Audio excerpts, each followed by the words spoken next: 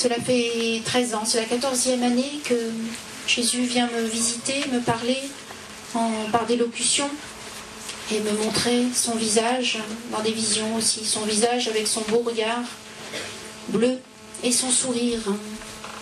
Depuis ces 13 années, il a donné ce qu'il appelle son message de tendresse, son message de conversion des cœurs pour préparer son retour dans nos cœurs et dans la gloire.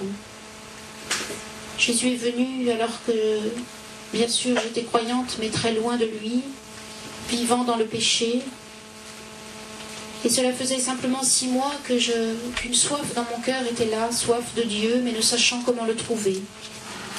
Et puis Jésus est venu ainsi à l'occasion d'une journée de retraite, je l'ai entendu. À partir de ce moment-là, il y a eu un temps de purification très douloureux, puisque lorsque Jésus vient se montrer, il vient avec toute sa sainteté, il vient avec tout son amour. Il m'a fait ressentir à ce moment-là une partie de l'immense amour qu'il nous porte à chacun. C'est un amour, quand vous le ressentez, qui est bouleversant, qui est émouvant, qui est plus grand que tout ce que vous pouvez ressentir sur la terre. Cet amour-là, le Seigneur l'a pour chacun d'entre vous, et bien souvent nous ne le savons pas, parce que nous sommes loin de lui, loin de Dieu, nous n'avons pas de foi, et puis nous vivons aussi souvent dans le péché, péché qui est une barrière à cet amour que Dieu voudrait tant nous faire percevoir.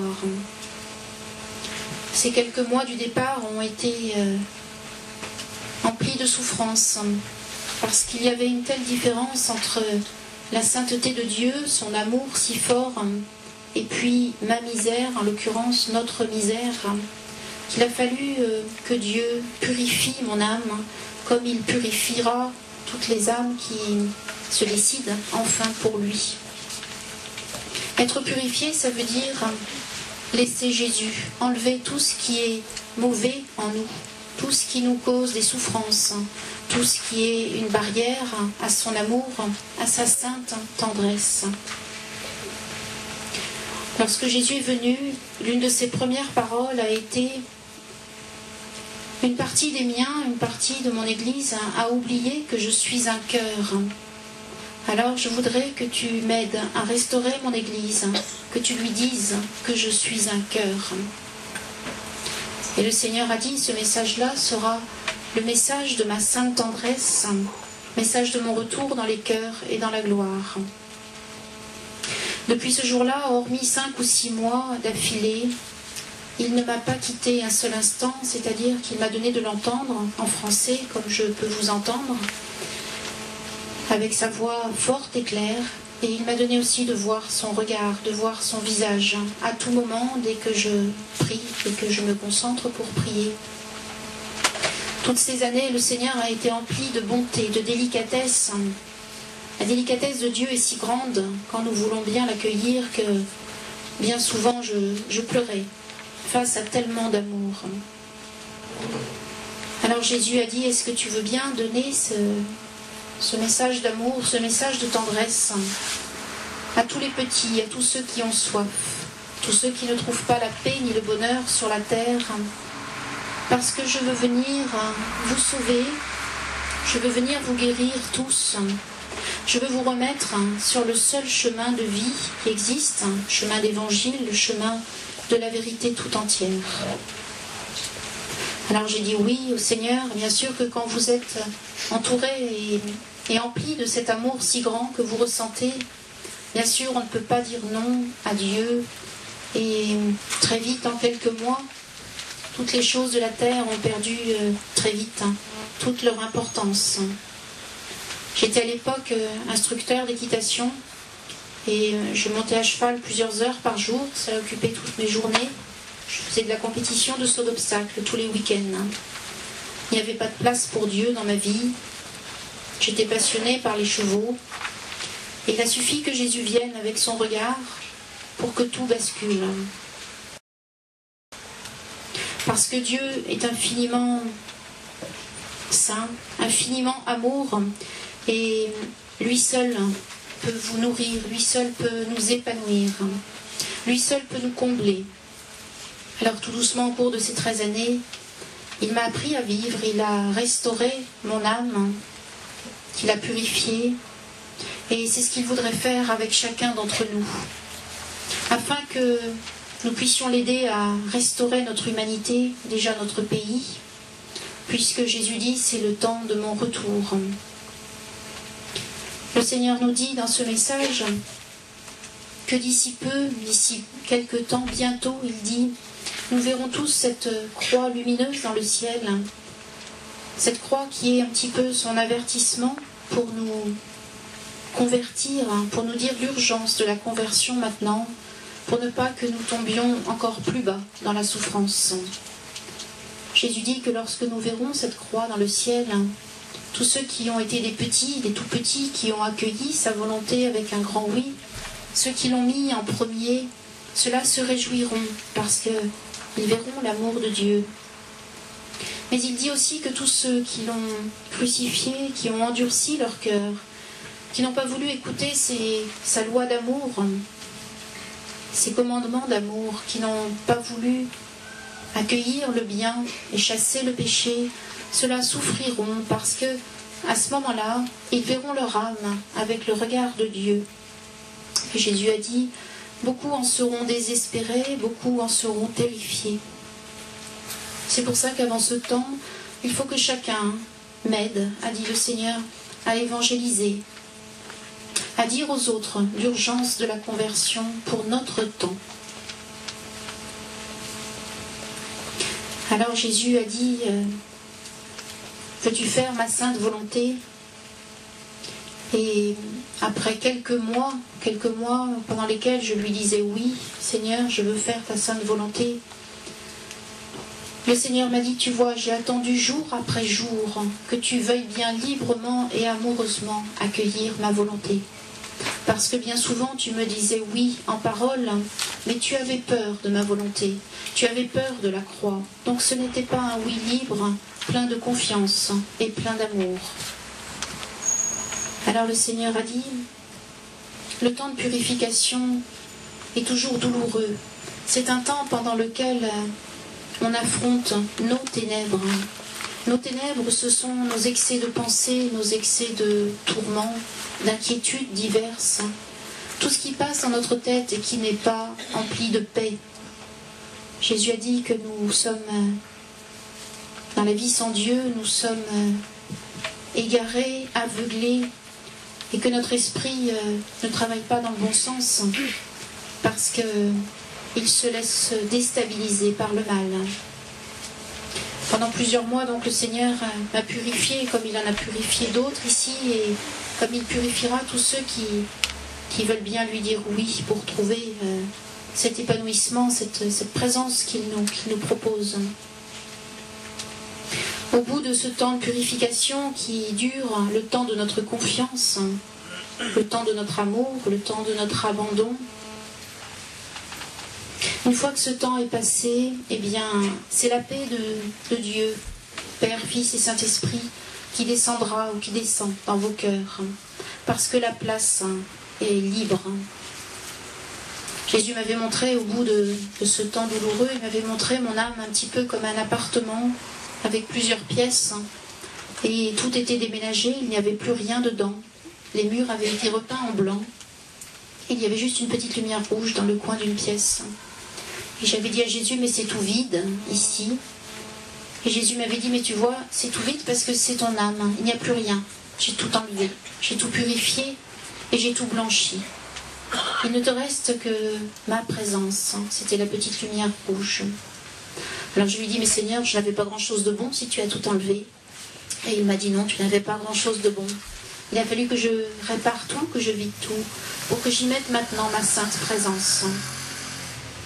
Alors à travers ce message, Jésus vous demande à chacun, si vous voulez enfin vivre, si vous voulez enfin trouver l'épanouissement tel que de votre âme, tel qu'il le désire pour vous, parce que chacun d'entre nous a été créé pour trouver cet épanouissement sur la terre qui passe par la vérité de l'Évangile en entier. Jésus dit, la porte de ma sainte tendresse, c'est le repentir. C'est le repentir non pas pour vous gronder, non pas pour vous reprocher quelque chose, mais parce que notre âme est libre d'accueillir Dieu qui est amour, qui est paix, qui est joie, ou bien l'esprit du mal avec toutes ses ténèbres et tous nos choix mauvais. Le problème, c'est que Dieu ne vient pas dans une âme où il y a le mal. Alors il faut choisir.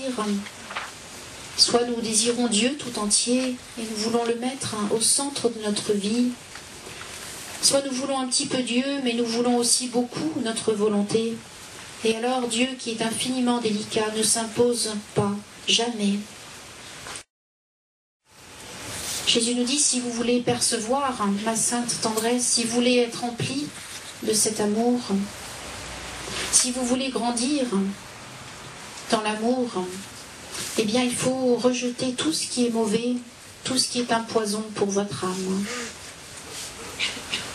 La loi d'amour de Dieu, ce n'est vraiment pas pour nous enfermer dans des limites, c'est au contraire pour nous libérer. Un jour, Jésus a expliqué que chaque fois que nous avons une pensée ou un acte mauvais, eh bien nous donnons du pouvoir à tous les démons pour nous faire souffrir, pour envoyer des maladies, des catastrophes, des tas de divisions. C'est notre liberté qui fait ça. Si nous choisissons le mal en nous, si nous décidons de le faire, eh bien nous donnons du pouvoir aux démons.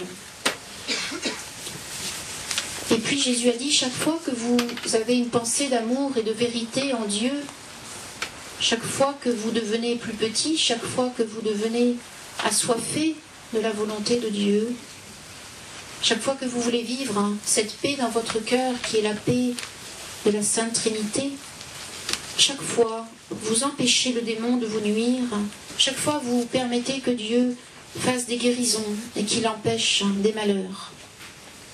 Et ça, nous n'en sommes pour beaucoup pas conscients, que chaque fois que nous allons faire un petit quelque chose pour Dieu, chaque fois, il va donner une grâce ou plusieurs grâces dans le monde, à cause de ce petit acte bon. Quand on sait ça, on se décide à rejeter complètement le mal.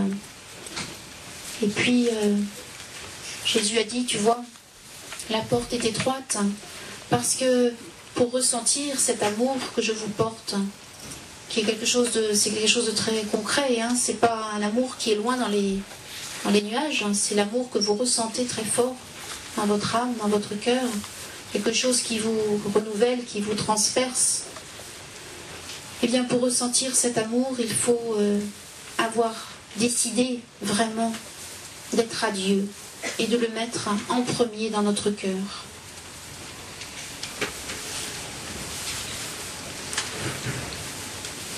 Jésus nous dit donc que tout cela passe par le repentir et donc le sacrement de réconciliation qui est un sacrement de guérison.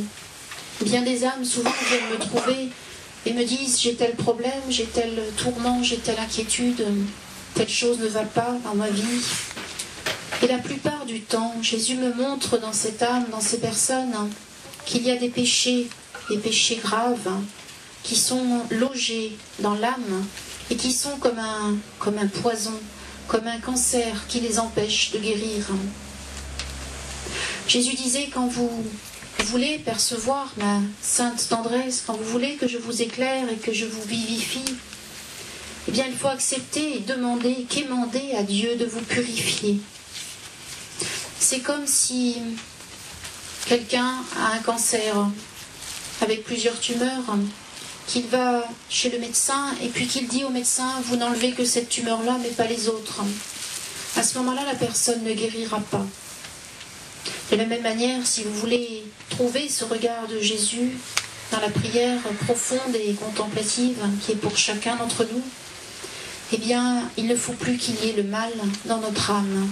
Parce que tout ce qui a été contre l'amour de Dieu, tout cela nous a blessés profondément à l'intérieur et tout cela a besoin d'être guéri. Donc quand nous n'allons pas bien, il faut oser regarder notre âme, regarder notre cœur avec l'aide d'un prêtre éventuellement et trouver ce qui n'a pas... trouver ce qui nous a blessés profondément et qui parfois réapparaît des années, des dizaines d'années après. Jésus a dit, si vous me donnez tout, chaque semaine, chaque mois, dans les sacrements de réconciliation, alors vous guérirez. Vous trouverez l'épanouissement de votre âme, de votre personne, et vous trouverez surtout cet amour de Dieu pour vous, qui éclairera toute votre vie, qui vous révélera vos nuances à chacun, qui vous révélera vos talents, puis qui vous donnera la vie en plénitude.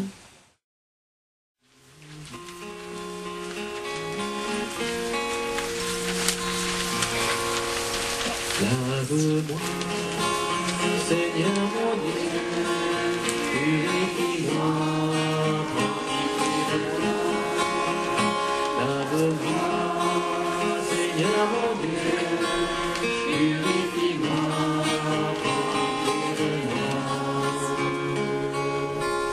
pitié pour moi, en ta bonté, en ta tendresse, efface mon péché. Garde-moi de toute malice et de ma faute, purifie-moi. Lave-moi, Seigneur mon Dieu, purifie-moi, prends pitié de moi. Lave-moi, Seigneur mon Dieu, purifie-moi, prends pitié de moi. Ne me repousse pas loin de ta face, ne m'ôte pas ton esprit saint. Refais en moi, Dieu, un cœur pur, remets en moi l'esprit résolu. Lave-moi, Seigneur mon Dieu, purifie-moi, prends pitié de moi. Seigneur mon Dieu, purifie-moi, prends pitié de moi.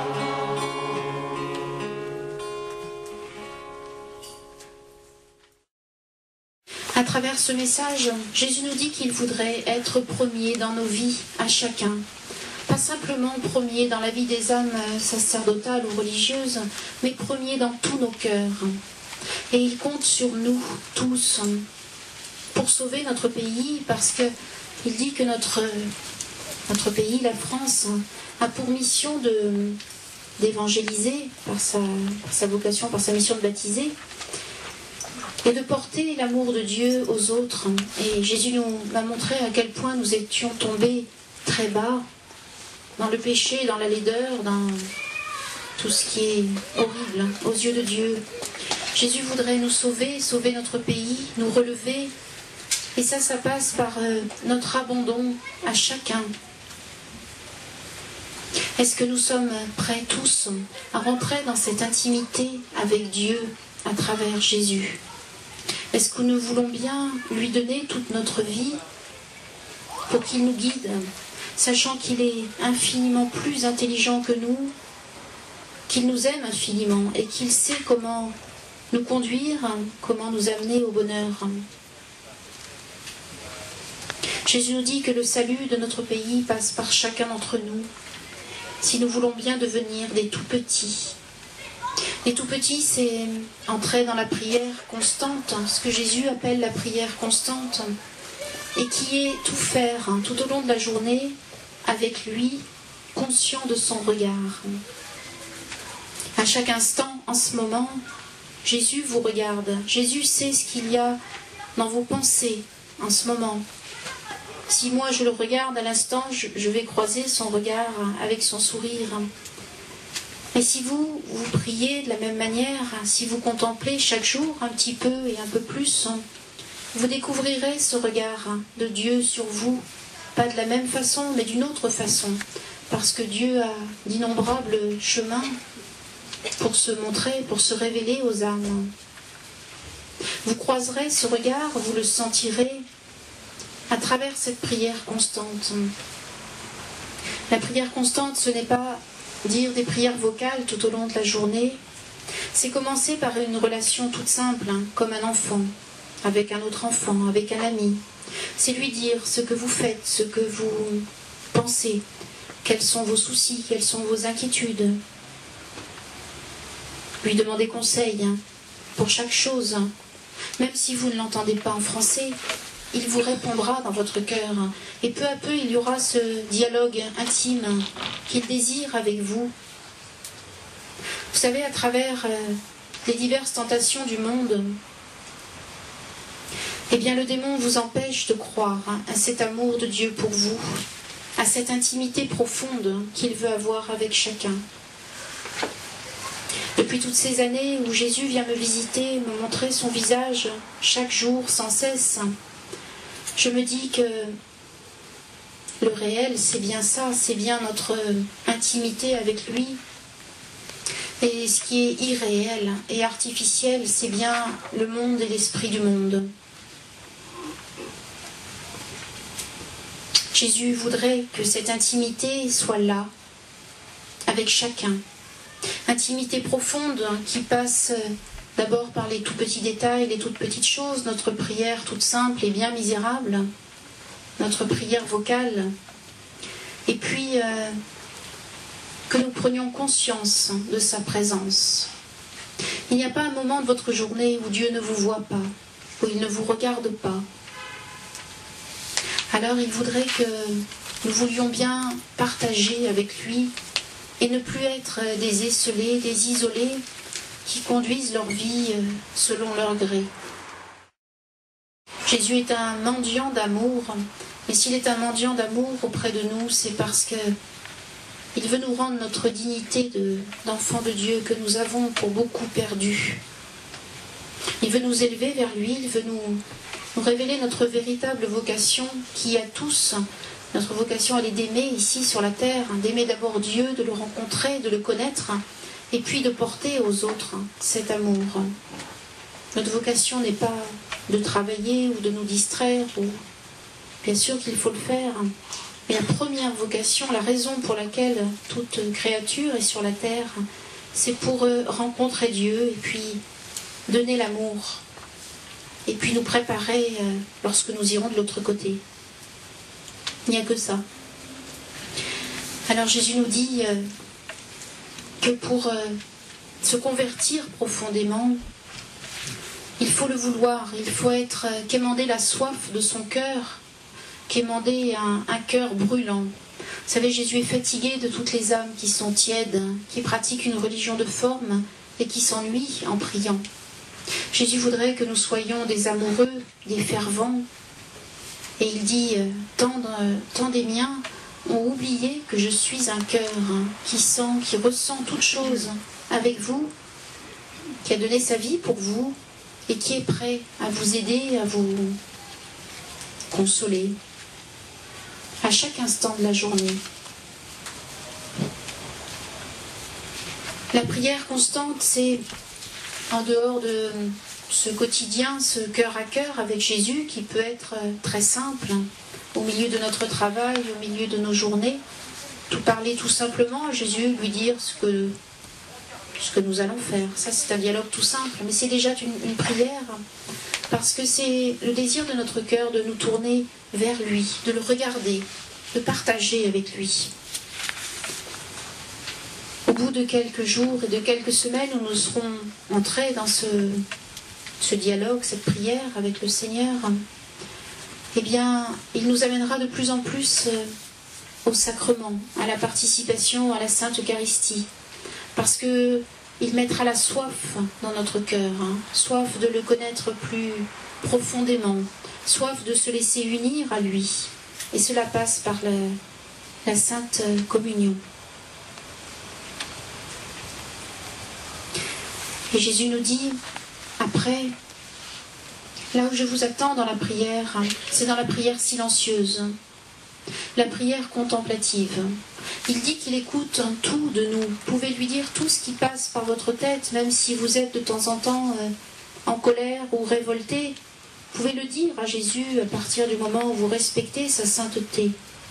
Et après, si vous allez dans la prière silencieuse, si nous accordons déjà au moins 5 minutes le matin peut-être à Jésus, tout simplement, devant lui, devant sa sainte face, devant le tabernacle, devant le Saint-Sacrement, en silence, sans pensée, sans aucune pensée, sans parole, Simplement être là, en face de lui, pour qu'il vous nourrisse, pour qu'il vous éclaire. Au début, vous aurez l'impression que rien ne se passe, que Dieu ne fait rien et que vous perdez votre temps. Si nous avons cette impression-là, c'est que nous sommes encore très très aveugles et que nous n'avons pas de foi. Mais Jésus pourtant travaille dans ce silence. Demandez-lui d'ouvrir vos yeux à ce qu'il fait. Demandez-lui d'ouvrir votre cœur à la foi. Demandez-lui de mettre en vous la volonté de l'aimer de toute votre âme, de tout votre cœur, de toute votre force. Et à ce moment-là, vous verrez que ces moments de silence et de contemplation qui sont faits pour nous tous, eh bien, seront emplis de l'amour de Dieu. On peut rester des années, des mois ou des années à prier vocalement de belles prières, à recevoir les sacrements et à dire le chapelet. Et on peut rester, au bout de toutes ces années, on peut rester tiède, pas amoureux, pas fervent, pas abandonné et pas tout petit. Et c'est là que le Seigneur nous dit, beaucoup des miens risquent de tomber à votre époque. Parce que celui qui n'aime pas d'un cœur amoureux, celui qui ne lâche pas tout, qui n'abandonne pas tout de sa vie, celui-là tombera. Pour pouvoir persévérer et s'épanouir, eh bien, Jésus nous demande le oui total de notre cœur, et puis nous demande d'être amoureux. Jésus nous dit, si vous n'êtes pas des vrais amoureux, fervents, vous ne tiendrez pas debout. Alors à nous de quémander cette soif et d'oser aller dans ce silence dans lequel il nous appelle. Jésus me dit que bien souvent, il y a des âmes qui prient, qui le prient beaucoup en parole, et c'est déjà très beau. Et puis, au moment où Jésus voudrait enfin nourrir ces âmes dans le silence, eh bien les personnes ont fini leur prière et elles s'en vont. Et alors Jésus n'a pas eu le temps de leur parler dans leur cœur. C'est pas en parole, mais c'est par la lumière de son Saint-Esprit qui illumine, qui éclaire tout. Alors si nous ne donnons pas cette place de silence à Jésus, eh bien il se peut que nous ne rencontrions pas son amour. Il peut se passer des années et des années avant que rien ne change. Si bien qu'à la fin, eh bien les âmes diront, eh bien ça ne m'intéresse plus, la foi en Jésus. Ça c'est parce que nous ne lui avons pas tout donné. Tout donner à Jésus, ça demande beaucoup d'abandon. Mais cet abandon-là, nous ne pourrons le donner que lorsque nous aurons fait tous l'expérience de son amour. Vous pouvez chacun demander à Jésus de ressentir son amour profondément à travers la prière, de vous sentir aimé de lui. Jésus veut vous le donner à chacun, souvent par Marie d'ailleurs, par la Vierge Marie. Il veut que chacun se sente aimé infiniment. Mais pour ça, il faut le chercher, il faut le quémander, et il faut accepter qu'il chasse tout mal loin de nous. Si vous vous sentez aimé de Dieu, il n'y aura pas de problème pour choisir sa volonté, ni pour vous abandonner, ni pour accueillir tout ce qu'il vous demande. Souvent, beaucoup de personnes qui se disent chrétiennes se rebellent dès que le Seigneur demande quelque chose. Ça, c'est trop difficile, ça, je ne peux pas, puis après tout, c'est pas si grave. Ces personnes-là n'ont pas rencontré l'amour de Dieu encore, et alors tout ce que demande Jésus est un petit peu représente un combat ou une lutte pour elles, alors que c'est une infinie douceur du Seigneur. Alors il faut que nous demandions de faire cette expérience de l'amour de Dieu, en sachant que pour sentir cet amour pleinement et non pas occasionnellement, il faut accepter d'être purifié. Il faut dire à Jésus, enlève toutes les épines de moi, toutes les épines qui sont une barrière à ton amour, une barrière que tu ne peux pas franchir. Enlève ces épines qui sont nos péchés, qui sont nos manières de voir, qui sont notre volonté, afin que nous ressentions ton amour.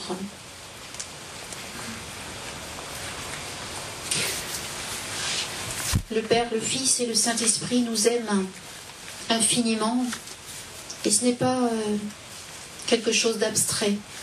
C'est aussi concret que lorsque vous sentez l'amour d'une personne qui vous est très très proche, mais c'est infiniment plus grand. Et Dieu voudrait bien que chacun d'entre nous, nous croyions à cet amour qui seul peut nous faire dire oui ensuite à sa volonté. Quelqu'un qui ne croit pas à l'amour de Dieu, pour lui, vraiment, ne va jamais accepter de faire toute sa volonté. Il va combattre et se révolter sans cesse. Alors Jésus nous dit, il n'y a que la confession, le sacrement de réconciliation qui puisse vous débarrasser de vos révoltes, de vos rébellions, de vos manques d'abandon, de votre orgueil, de tout ce qui est contraire à l'amour.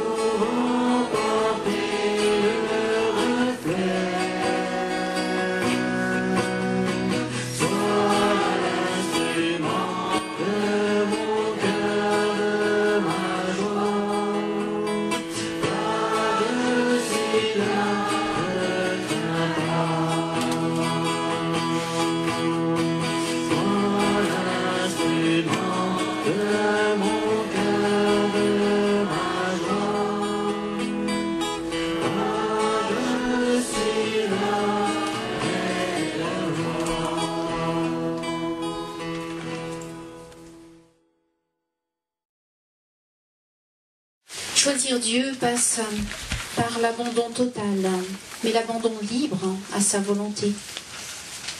Et pour s'abandonner, il faut le regarder, il faut le contempler, notre doux Jésus.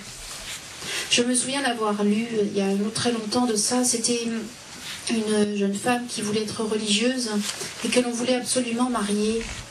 Et puis, on lui a présenté son éventuel fiancé, quand elle ne voulait pas, bien sûr. Et puis, quand on lui a présenté, je crois que Jésus s'est montré à elle, juste, il s'est mis à côté du fiancé, juste à côté. Alors, évidemment, entre les deux, le choix était vite fait. Donc, elle a dit qu'elle ne voulait pas du fiancé, évidemment. Le Seigneur est bien plus beau, bien plus... Et en fait, ce que je voulais vous dire à travers ça, c'est que celui qui contemple le Seigneur chaque jour, et c'est vraiment possible pour chacun d'entre nous, aussi pauvres sommes-nous, eh bien à ce moment-là, c'est pas difficile du tout de faire la volonté de Jésus. Et c'est uniquement à travers cette prière silencieuse et contemplative que nous la choisirons joyeusement, la volonté de Jésus. Parce qu'il n'y a rien de plus triste que de choisir la volonté de Dieu, parce qu'on se dit il faut le faire. C'est la loi, il faut le faire, sinon ça n'ira pas. Ça, c'est dur. Au mieux la choisir dans la joie. Et si vous percevez le regard de Dieu, regard tellement, tellement saint et tellement plein d'amour pour chacun d'entre vous, ça ne sera pas difficile. Cet amour de Dieu nous détache de tout ce qui n'est pas lui. Il nous détache, il nous rend de plus en plus petits, parce que plus vous regardez le Seigneur, plus vous voyez sa sainteté, et plus nous nous rendons compte de notre misère. Et alors nous nous abaissons, c'est ce que Jésus appelle l'abaissement. C'est-à-dire qu'au lieu de vouloir sans arrêt faire notre volonté avec nos choix, avec notre petit orgueil ou grand orgueil, avec notre amour propre qui se blesse, qui se révolte, comment on pense ça de moi. Tout ça, on en a, je dirais, plus rien à faire, parce que le regard de Dieu, d'amour, est toujours là, présent sur vous. Alors, par la suite, même si quelqu'un est désagréable avec vous, même si on vous dit quelque chose d'injuste ou de faux, eh bien, votre amour propre, il ne sera plus là.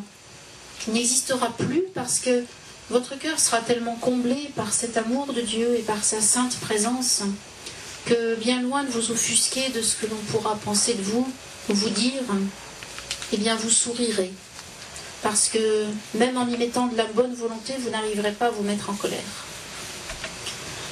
Alors, quelquefois, je dis à des personnes, tu sais, ça va pas dans ta vie, puis ça va pas. Alors la personne me dit, comment ça va pas? Mais pourtant, voilà. Ça, c'est encore pas l'abandon, et quand on dit une vérité à quelqu'un et qu'il n'est pas prêt à l'accueillir encore, c'est parce que son cœur n'a pas encore dit un oui total. Quand vous dites un oui total au Seigneur, eh bien, quand il vous dit quelque chose, tout de suite, vous allez lui dire oui. Quand le Seigneur me dit cette chose-là, ça va pas, Françoise, je fais un grand sourire, je lui dis bah oui, d'accord, je vais changer. Et puis ensuite, il me fait un tel regard d'amour qu'il n'y a pas de problème pour moi. Mais quand le Seigneur nous dit certaines âmes, ça ne va pas dans ta vie, et que la personne se rebelle ou se trouve des justificatifs, et toute manière d'expliquer que finalement ça va quand même, quoi, même si Dieu n'est pas d'accord, eh bien à ce moment-là, on ne peut pas sentir l'amour de Dieu. Et c'est sans arrêt la tourmente dans notre tête, sans arrêt de l'inquiétude, sans arrêt du combat, parce que nous ne nous sommes pas laissés traverser par Dieu. Et alors tout a une importance terrible. Et c'est là que se font les caractères des coléreux et des rebelles. C'est difficile parce que Dieu n'est pas comme ça. Jésus, depuis ses 13 ans que je le côtoie, a toujours été infiniment tendre, infiniment délicat, toujours souriant, toujours de bonne humeur et toujours plein d'humour en même temps.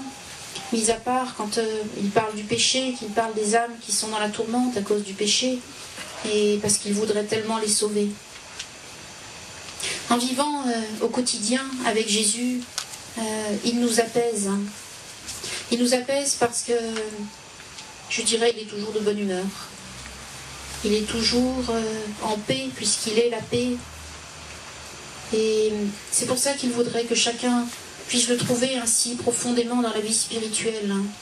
Non pas en s'arrêtant à quelques minutes de prière chaque jour, mais en arrivant à partager ce quotidien du matin au soir. Jésus voudrait qu'on arrive à se réveiller à sa sainte présence, qui n'est pas quelque chose d'abstrait, comme je vous le disais, sa sainte présence qui est à chaque instant là. Jésus nous dit qu'il faut notre volonté pour ça, notre volonté libre, de dire est-ce que maintenant je suis prêt à partager tout avec Jésus toute ma journée? Est-ce que je suis prêt à croire qu'il est là, qu'il m'écoute, qu'il me regarde, qu'il veut m'aider à faire mes choix dans la vie, qu'il veut éclairer mon âme et nous donner sa lumière, nous donner son Saint-Esprit. Si Jésus nous demande d'être des tout-petits, d'avancer dans l'humilité, c'est parce que c'est la seule manière d'être heureux. Jésus nous dit qu'il faut abandonner votre moi, votre volonté propre pour accueillir celle de Dieu qui est tellement meilleure que la vôtre. Vous savez, Dieu a un chemin pour chacun d'entre nous, chacun d'entre vous. Il sait comment épanouir chaque personne. Il sait quelles sont ses nuances, ses talents. Il sait quelle est sa vocation. Et pour ça, il faut accepter, accueillir la libération qu'il veut nous donner.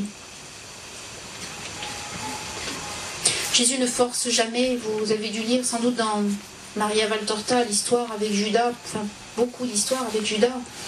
C'est terrible, j'étais en train de penser à ça l'autre jour, je me disais c'est terrible de voir combien Jésus a aimé Judas. Et de voir que Judas de temps en temps se repentait, il disait au Seigneur mais sauve-moi, je suis mauvais, etc. Et puis au bout du compte, Jésus n'a pas pu le convertir parce qu'il ne convertit pas de force le Seigneur. C'est à nous de le choisir. Il nous a tellement créés libres qu'il nous respectera jusqu'au dernier jour. Donc Jésus n'apporte pas la conversion de force. Il n'apporte pas l'humilité de force, il n'apporte pas la contemplation de force. Si on le veut, c'est à nous de le chercher, de le quémander. C'est à nous d'être assez humbles pour accepter tout ce qu'il nous demande. Parce que souvent nous enfermons les choses dans des petites boîtes bien rangées, alors que Dieu est infiniment plus grand. C'est à nous d'oser espérer en Dieu pour tout. Et c'est à nous d'accueillir la vérité tout entière. Jésus nous dit, vous ne pourrez pas percevoir mon amour, vous n'arriverez pas à vivre au quotidien, ni même trouver votre vocation ici-bas, si vous n'acceptez pas la vérité de l'Évangile en entier. Et c'était en décembre dernier, le Seigneur m'a dit, demande-leur à tous ceux qui ne le connaissent pas de revenir au catéchisme. Parce que dans le catéchisme, il y a le discernement du bien et du mal. Malheureusement, à notre époque, on est devenu tellement aveugle et tellement comme des robots, comme des objets, qu'on ne sait plus ce qui est mal, on ne sait plus ce qui est bien. Et malheureusement, je vous disais, quand il y a quelque chose de mauvais dans le cœur, c'est une barrière à l'amour de Dieu.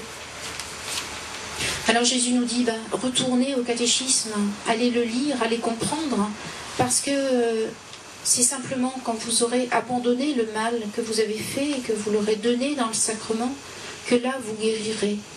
Chaque fois que vous irez vous confesser, vous recevrez un peu de guérison ou une grosse guérison supplémentaire pour vous donner la lumière. Jésus nous dit, seul celui qui me contemple en faisant silence en lui peut grandir dans la petitesse, se laissant ainsi dépouiller de tout ce qui n'est pas de Dieu. Vous savez, si Dieu veut nous dépouiller de ce qui n'est pas bon, de l'orgueil, de la gloire, de plein d'autres choses, de l'amour propre, de tout ça, c'est certainement pas pour nous embêter.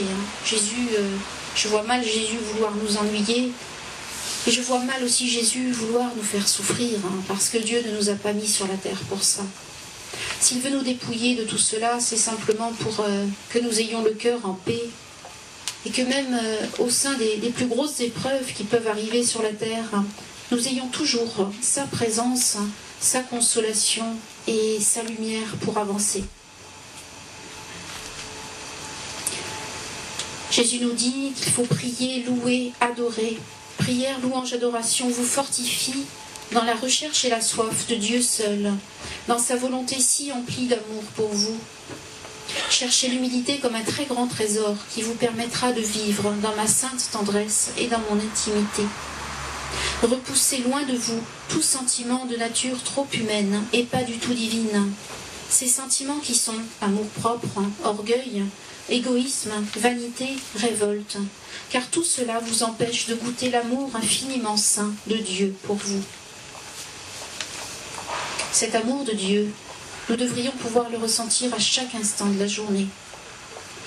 Et pour le ressentir en tout moment, il faut que nous prenions cette paix que le Dieu nous donne. Mais cette paix, elle ne peut venir que si nous devenons humbles, si nous devenons tout petits et si nous devenons conscients de notre misère, de notre manque d'amour, de notre manque d'abandon. À ce moment-là, si nous voulons bien devant Dieu reconnaître que nous sommes bien étriqués, bien misérables, et si nous faisons de notre mieux pour chasser tout ce qui n'est pas bon, là, l'amour de Dieu viendra et en chaque instant. Jésus dit par la prière, par l'abandon, l'adoration, par votre volonté libre et décidée de renouveler vos vies, Dieu vous fera la grâce d'accueillir la petitesse, point de départ d'une véritable conversion. Petitesse qui devra grandir jusqu'à votre dernier jour ici-bas. Acceptez de vous détacher entièrement de ce qui est du monde et qui vous occupe beaucoup trop. Dieu viendra à votre secours par son Saint-Esprit pour vous conseiller en tout temps, si vous arrivez à mettre votre amour en lui seul, laissant de côté vos attraits pour les choses d'ici-bas. C'est pas difficile de laisser de côté les attraits pour le monde. Il suffit de regarder Jésus. Vous savez, j'ai été passionnée par l'équitation, par les chevaux, par le saut d'obstacles. Et cette passion a duré le temps que Jésus vienne. Mais je ne pensais pas qu'elle pourrait tomber comme elle est tombée. Mais il a suffi de contempler le visage de Dieu, cette profondeur de son regard, cet amour, ce sourire et tout son Saint-Esprit qu'il me donnait en même temps, pour que d'un coup cette passion humaine pour les chevaux tombe. Mais Jésus est infiniment bon, il n'a pas fait que tout d'un coup les chevaux ne m'intéressaient plus. Il a simplement changé mon regard, c'est-à-dire que j'aimais toujours énormément les chevaux, mais je n'y mettais plus ce mauvais côté passionnel qui fait que le sport devient une idole. Alors Jésus nous dit, il suffit de me regarder, il suffit de me contempler, pour que tout de suite, les choses qui ne sont pas importantes dans votre journée, eh bien, vous les considériez comme des choses sans importance, qu'elles ne vous intéressent plus.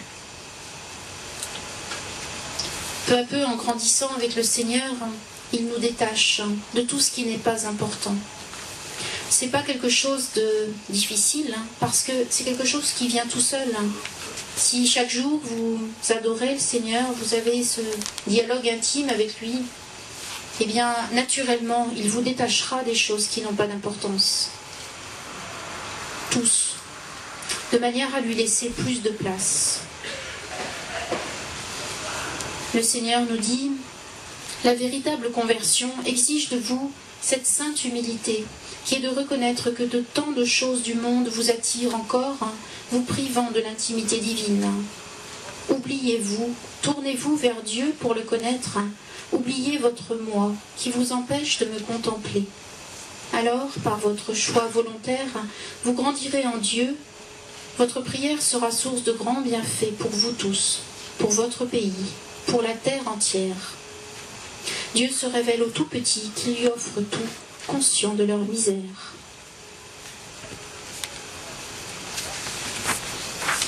Jésus voudrait que chaque âme soit en paix. Et lorsque l'on se convertit, vraiment, si on dit un grand oui au Seigneur, nous devons être toujours en paix. Il n'y a plus de place pour les inquiétudes. Je dis inquiétude, on est tous inquiets, mais l'excès d'inquiétude qui devient tourment. Il n'y a plus de place pour les angoisses.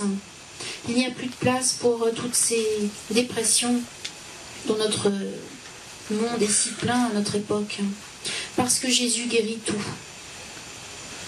Alors, si votre cœur n'est pas encore en paix, si votre cœur est encore tourmenté, eh bien, il faut demander à Dieu, par Marie, par sa sainte maman, de tout purifier et de nous donner l'abandon, de nous donner le oui total que nous n'avons pas encore donné. Tant que quelqu'un est tourmenté dans son cœur, dans son âme, c'est qu'il n'a pas encore prononcé ce grand oui. Mais si nous crions au Seigneur de nous purifier, d'enlever tout ce qui est mauvais, il le fera. Alors nous pourrons dire ce oui joyeux, ce oui, c'est-à-dire « Jésus, fais ce que tu veux de moi maintenant, je te fais confiance, abaisse-moi, que ta volonté soit faite, et j'accepte de tout perdre pour toi, j'accepte de tout laisser qui n'est pas bon. » À ce moment-là, la paix viendra dans votre cœur, parce que Dieu est paix. Il nous dit que votre cœur soit toujours mon repos, que votre âme soit remplie de paix, purifiée par l'amour, l'abandon et l'humilité. C'est ainsi que la paix s'établit dans une âme. Cherchez l'abandon total à Dieu, votre Père, par le oui total, vous laissant emplir par le Saint-Esprit à chaque instant.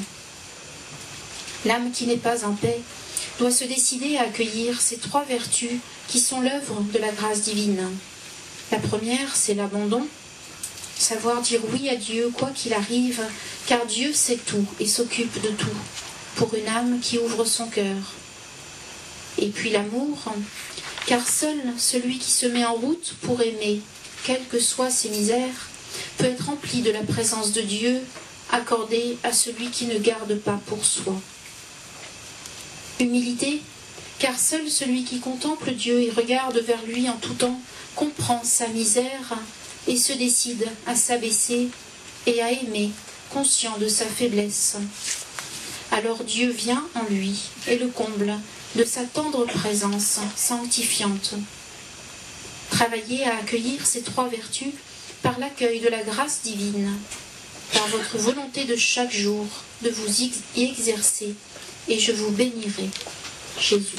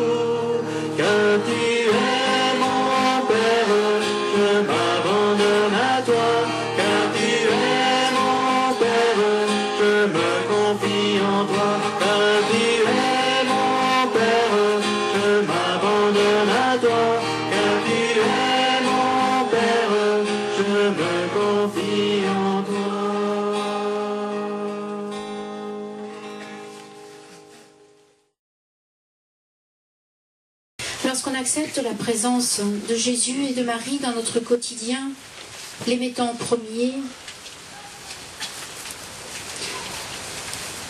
Jésus fait tout dans notre vie. Il répare tout, il restaure tout, il renouvelle.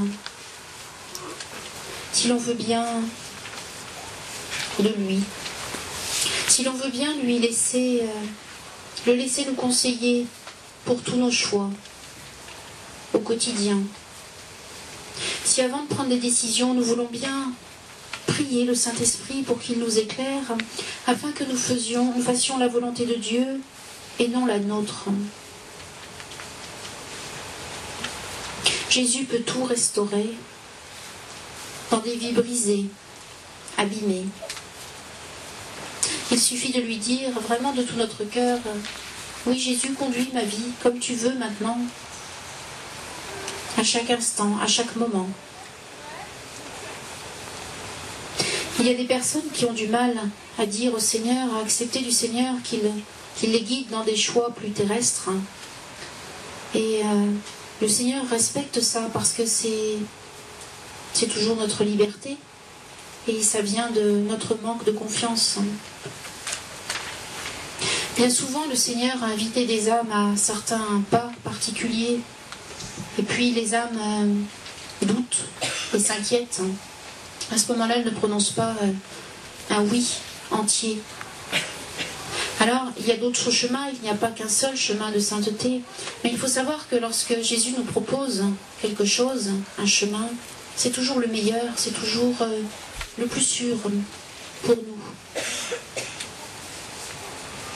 Parfois, le Seigneur a appelé des âmes à la vie religieuse ou sacerdotale. Beaucoup sont venus me voir, des âmes qui ne trouvaient pas leur chemin, et pour certaines, Jésus les appelait à être prêtres ou à être religieux. Et puis d'autres qui voulaient être prêtres, Jésus leur disait, mais non, ce n'est pas pour toi, je ne t'appelle pas à cela. On s'aperçoit que ces âmes-là, qui pourtant se disent converties, ne sont pas prêtes toujours à accueillir ce que Dieu leur demande. Alors, lorsque le Seigneur appelle une âme, par exemple, à la vie religieuse, et que cette âme repousse cette idée loin d'elle, eh bien, Jésus respecte.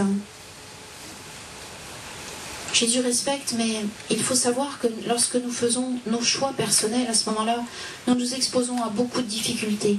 Et que si le Seigneur nous a proposé quelque chose, un choix, c'est pour nous éviter toutes ces difficultés.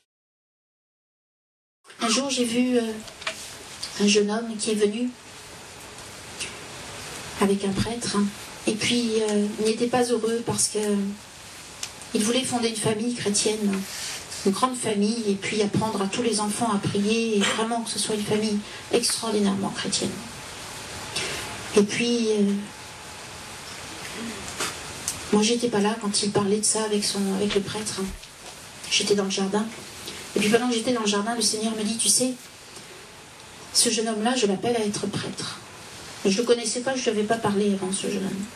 Et à ce moment-là, le prêtre sort, me dit, venez, est-ce que vous pouvez venir un petit peu nous aider? Et je rentre, je me trouve avec tous les deux. Et le prêtre me dit, vous voyez, donc ce jeune homme-là, il voudrait se marier, fonder une famille. Puis il ne comprend pas parce que ça n'avance pas. Il a été à Medjugorje, il avait une fiancée qu'il aimait beaucoup, qui était très chrétienne. Et puis en revenant du temps à Medjugorje, cette personne, sans dire pourquoi, lui a dit, c'est terminé entre nous. Et alors, il me dit, le prêtre, il ne s'en remet pas parce qu'il veut vraiment fonder une famille et tout. Et alors je dis, ce jeune, je lui dis, mais est-ce que vous êtes vraiment sûr que vous devez fonder une famille? Et ah oui, je suis certain, vraiment, c'est dans mon cœur depuis des années.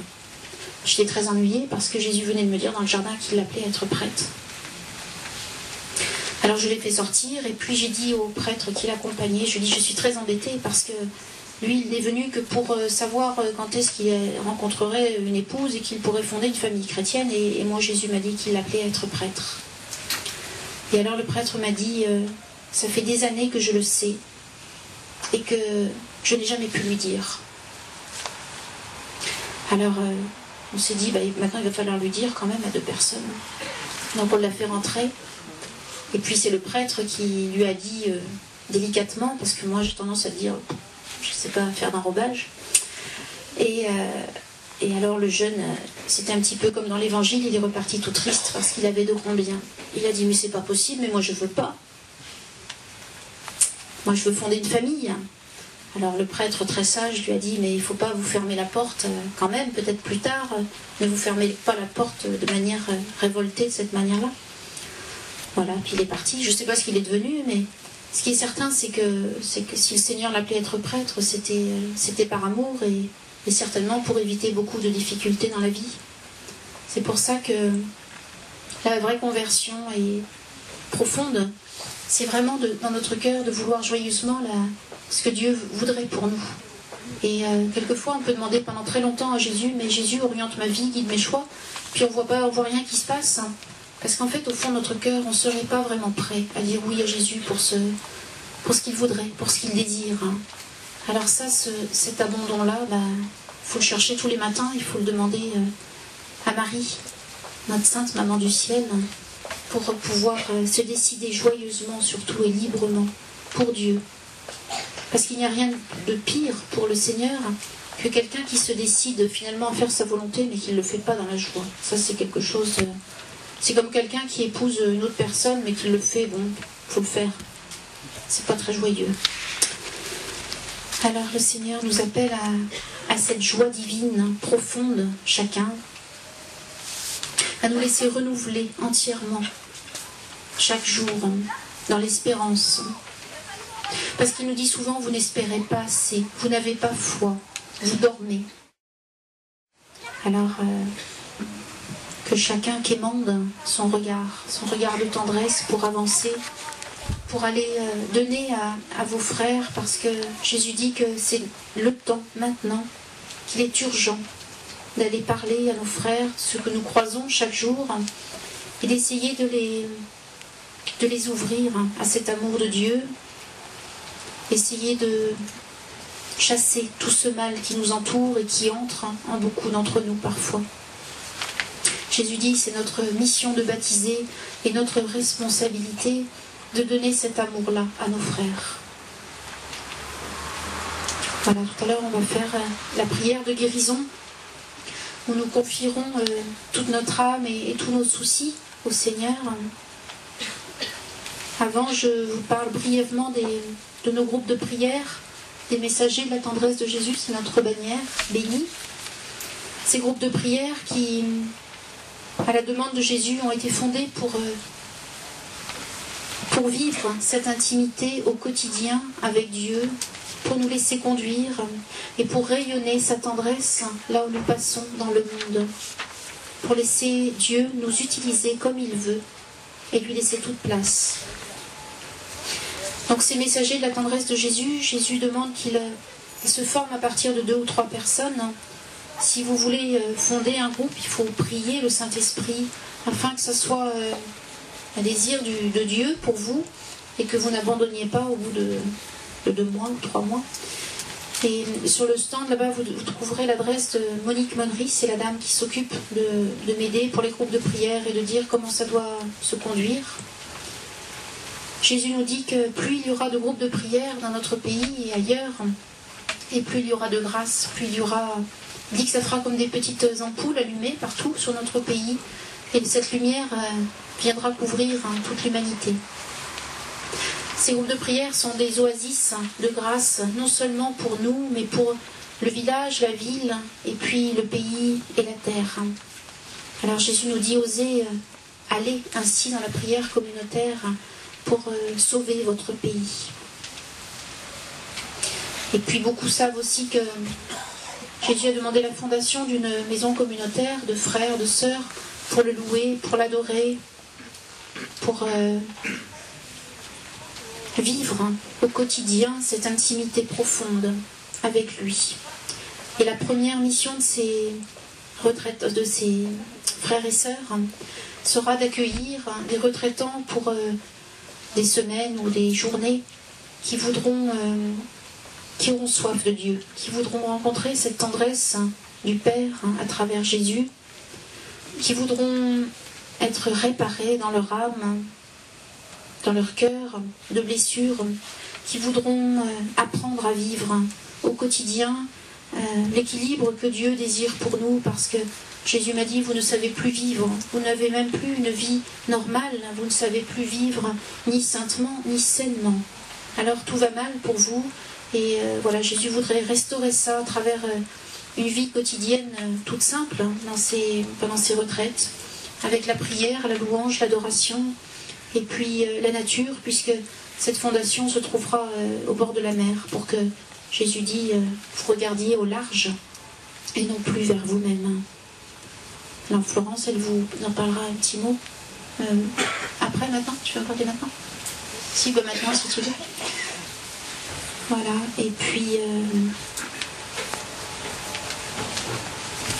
je voudrais vous dire que Jésus a quelque chose à vous dire profondément à chacun, qu'il faut que vous preniez le temps de l'écouter chaque jour. Parce qu'il veut tellement vous combler, tellement vous éclairer, tellement réorganiser vos vies, les renouveler, qu'il faut oser le laisser faire. Bon, je laisse la parole à Florence. C'est la parole à notre président. Les nouvelles toutes fraîches donc, de la future maison communautaire. Et je vais vous lire la lettre de notre président, que, comme je vous le disais tout à l'heure, vous pourrez retrouver cette lettre dans le bulletin de l'association. Bien chers membres, nous avons fait appel à votre générosité pour fonder la maison communautaire demandée par Jésus-Christ à Françoise. Nous exprimons toute notre reconnaissance à tous ceux qui, en réponse à la souscription lancée au printemps 2006, ont envoyé leurs dons. Où en sommes-nous aujourd'hui? La propriété qui nous intéressait a été vendue avant que nous ayons réuni la somme suffisante pour pouvoir l'acquérir. Notre choix s'est porté à présent sur une grande maison de 1000 mètres carrés habitables, située dans la même région, près de la mer, toujours dans le Finistère Nord. Jésus nous dit, par Françoise, que cette maison convient pour le projet. Le vaste terrain nous permettra sans doute de procéder dans l'avenir à des extensions du bâtiment existant. Dans la foi, nous nous sommes engagés pour acheter définitivement ce bâtiment. Il nous reste à réunir environ 250 000 € manquants à apporter le jour de l'acquisition. Je vous remercie pour votre aide, même minime, qui nous est précieuse. Je compte également beaucoup sur la prière du cœur de tous les membres de notre association et de notre union dans l'amour pour atteindre le cœur de Dieu. Cette maison communautaire, sous la protection de Marie, est sur le point de prendre naissance. Cela réjouit notre Seigneur, car elle aura pour mission de rendre paix à beaucoup d'âmes égarées et de nourrir les assoiffés de Dieu. En nous tournant d'un même élan vers le Seigneur, nos cœurs seront remplis de confiance et d'espérance. Dominique Monnery. Voilà, je voulais juste vous dire qu'au sujet de cette maison, j'ai appris en février, début février, l'ancienne maison qu'on avait trouvée déjà depuis 1 an ou 2. J'ai appris qu'elle a été vendue et bon, le Seigneur m'avait dit, tu sais, si elle est vendue, ne t'inquiète pas, c'est qu'il y aura autre chose. Alors je lui ai dit oui. Mais c'était quand même un tout petit village. Et puis, 2 ou 3 jours après avoir appris que cette maison-là avait été vendue, je suis passée devant une autre maison où il y avait en plus une statue de Jésus. Et puis j'ai dit à la personne à côté de moi, je lui ai dit, c'est dommage, celle-là, si elle était à vendre, ça serait bien, ça conviendrait bien. Et puis dans la journée, j'ai appris qu'elle était à vendre. Alors j'ai dit, merci Jésus, c'est quand même une grande consolation le jour même ou presque d'apprendre que l'autre est vendu. Voilà, alors on s'est engagé dans la foi, c'est une grande entreprise. Jésus a dit, tu sais, il faut fonder, il faut avancer. Donc voilà, on a mis ça entre les mains de Saint-Joseph et on doit signer normalement en fin d'année, ce qui nous laissera, si on n'arrive pas à réunir les fonds, le temps de peut-être faire un emprunt si c'est nécessaire. Mais je confie tout ça à votre prière, puisque Jésus dit fonde, avance, j'ai besoin de cette maison qui sera la maison de Marie Notre-Dame de France, pour accueillir tous les assoiffés. Alors, que cela soit dans votre prière. Pouvons-nous lever pour la prière de guérison que je fais sur toute l'Assemblée, Je voudrais que vous ayez foi dans le Seigneur qui fait de la même manière sur toute l'assemblée que par la prière d'imposition des mains. Confiez-lui tous vos soucis, toutes vos inquiétudes, tous vos choix de vie aussi, toutes vos questions. Et puis, si dans votre cœur, au plus profond de votre conscience, vous avez dit oui au Seigneur, vraiment pour tout ce qu'il veut, à ce moment-là, il faut oser avancer ensuite et faire vos choix, parce que Dieu ne vous laissera pas vous égarer à partir du moment où vous le choisissez en premier. Nous le prions aussi en même temps pour toutes les personnes qui se confient à nous, toutes les personnes malades, toutes les personnes qui ont besoin de conversion, toutes vos familles, tous nos jeunes, spécialement, qui sont si souvent attirés par le monde et le mal.